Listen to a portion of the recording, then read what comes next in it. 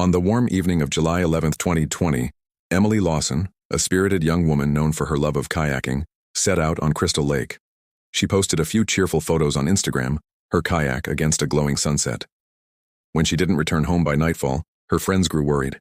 By dawn, a search party was combing the shores. Emily's empty kayak was discovered floating aimlessly, paddle missing, life jacket inside, but no sign of Emily. At first, police treated it as a possible accident. Maybe Emily had drowned? However, something felt off. The kayak had no visible damage. Her phone, sealed in a waterproof bag, was found wedged under the seat, suggesting she hadn't fallen out suddenly. When a thorough search of the lake yielded no body, suspicions grew. 3 days later, a local fisherman made a chilling discovery. Emily's body was found tangled in reeds at the far end of the lake. The autopsy revealed she hadn't drowned. She had been strangled. Authorities immediately launched a homicide investigation. There was no sign of sexual assault, robbery, or personal belongings missing. It looked personal. Friends told detectives Emily had recently ended a relationship with a man named Travis Henley, a 27-year-old handyman she met at a local gym. According to her best friend, Emily had grown fearful of Travis's temper. He was possessive, jealous, and refused to accept the breakup. 2 weeks before her death, Emily reportedly told her friend, "If anything happens to me, it's him." A retired couple living near the lake provided critical information.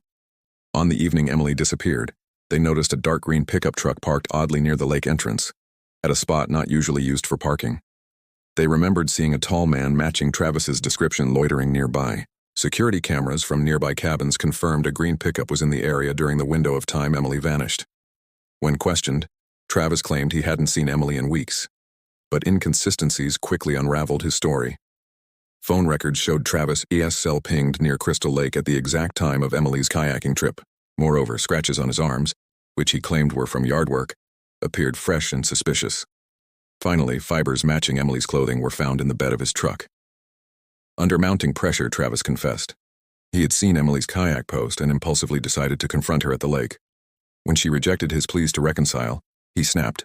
In a fit of rage, he pulled her from the kayak at the shoreline and strangled her, then tried to stage an accidental drowning. He pushed the empty kayak out into the lake to create confusion.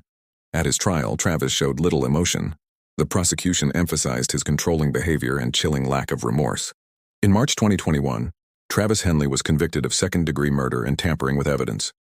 He was sentenced to 50 years in prison, with no possibility of parole for the first 35 years. Emily Lawson's family organized an annual memorial kayaking event at Crystal Lake, raising money for domestic violence awareness programs. They often say Emily's adventurous spirit still glides across the water during sunset paddles.